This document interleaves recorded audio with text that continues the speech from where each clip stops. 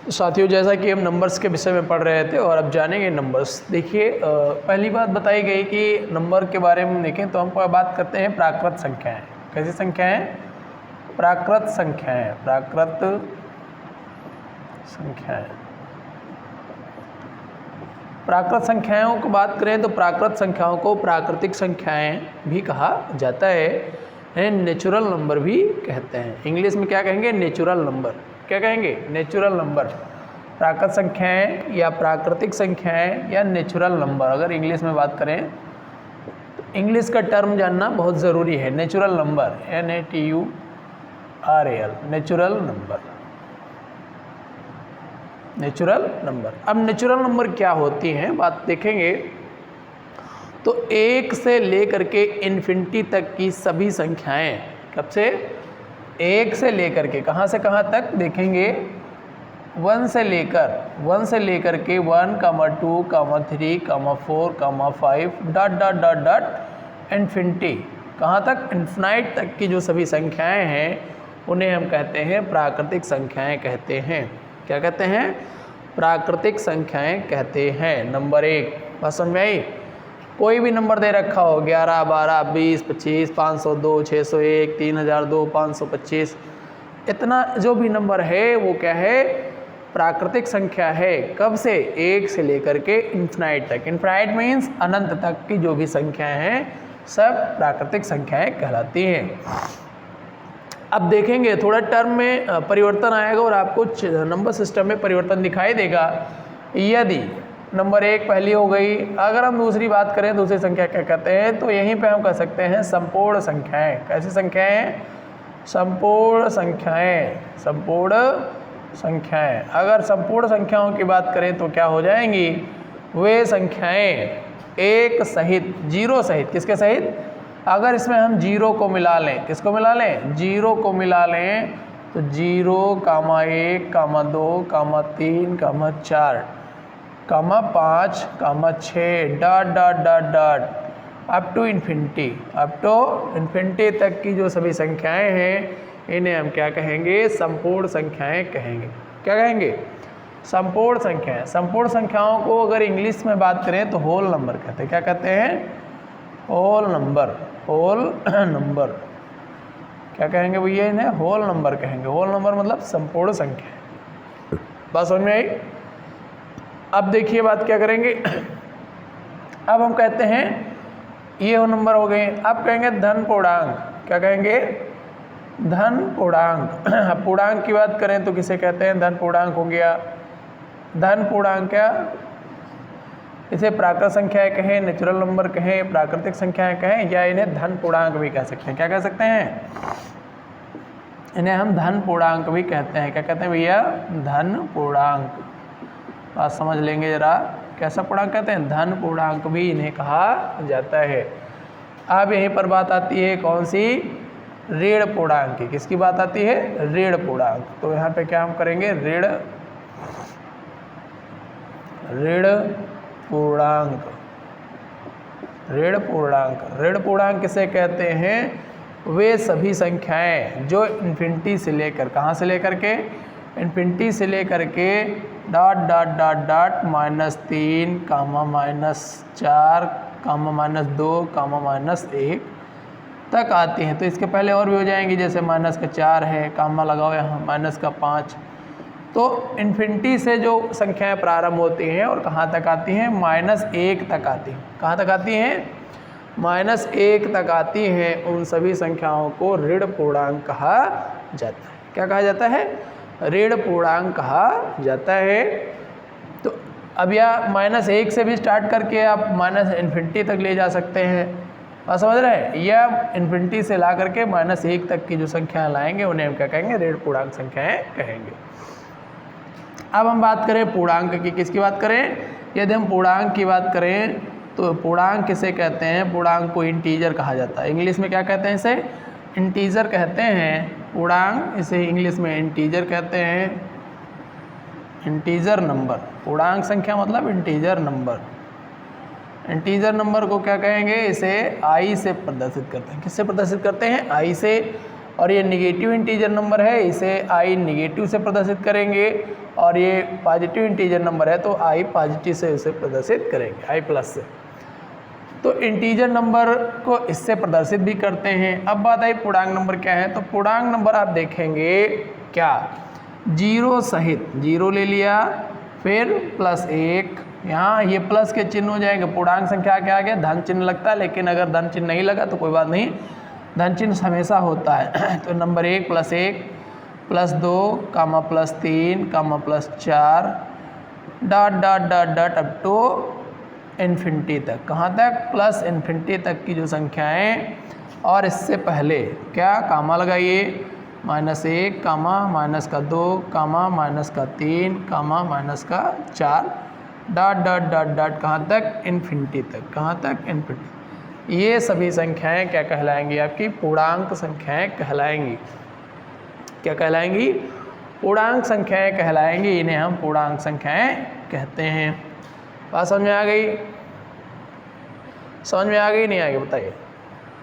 कौन सी संख्या, प्राकृत संख्या या प्राकृतिक संख्या, वे संख्याएं जो 1 से स्टार्ट होती हैं और अनंत तक जाती हैं, उन संख्याओं को हम प्राकृतिक संख्या कहते हैं, या प्राकृत संख्या कहते हैं, या धन पूर्णांक कहते हैं। संपूर्ण संख्या, जब प्राकृत संख्याओं में शून्य को भी मिला लिया जाता है तो इस प्रकार जो संख्या बनती है प्रणाली, उस संख्या प्रणाली को हम क्या कहते हैं, होल नंबर कहते हैं, संपूर्ण संख्याएं कहते हैं। अब जो माइनस इन्फिनिटी से लेकर के -1 तक की जो संख्याएं आती हैं, इन्हें हम ऋण पूर्णांक कहते हैं, या इन्हें ऋण पूर्णांक कहा जाता है।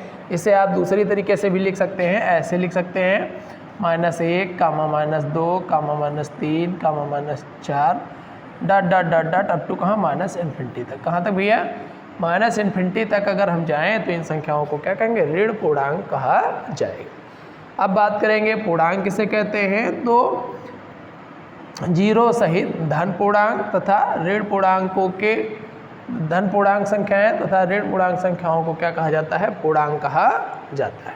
क्या कहा जाता है, पूर्णांक संख्याएं कहा जाता है। अब बात करें हम संख्याओं के दूसरे प्रकार की, तो देखें इतना हो गया। यहीं पे हम बात करते हैं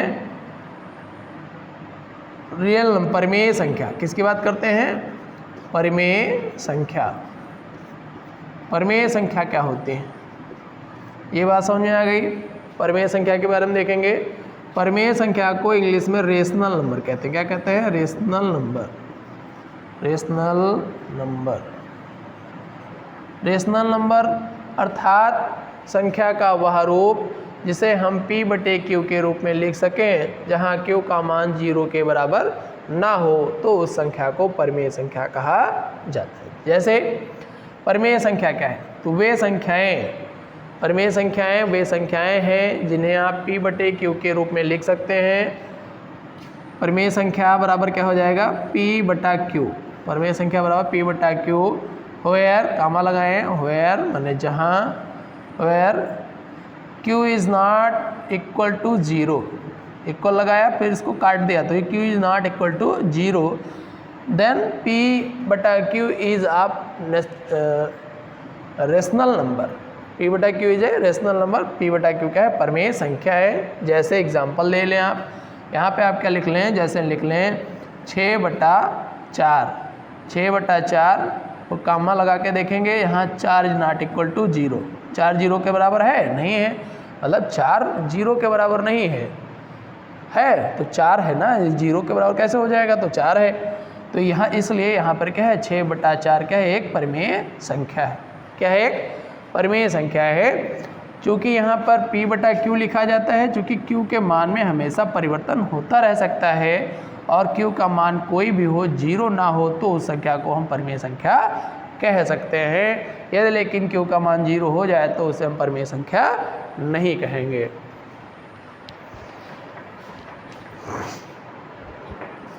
अब हमारे पास एक और आती है, जैसे परिमेय संख्याओं के हम थोड़े एग्जाम्पल ले लेते हैं। जैसे यहाँ 3/4 ले लीजिए, 6/10 ले लीजिए, 11/13 ले लीजिए, 21/20 ले लीजिए, ये सब क्या है, रेशनल नंबर है। क्या है, रेशनल नंबर। लेकिन यहीं पे अगर कोई लिख दे कि 81/0 क्या ये परिमेय संख्या है, तो ये परिमेय संख्या नहीं है दोस्तों। क्यों नहीं है? क्योंकि 0 से भाग परिभाषित नहीं होता है। 0 से भाग परिभाषित नहीं होता है, अतः ये क्या है, परिमेय संख्या नहीं है। बात समझ में आई? क्या है, परिमेय संख्या नहीं है।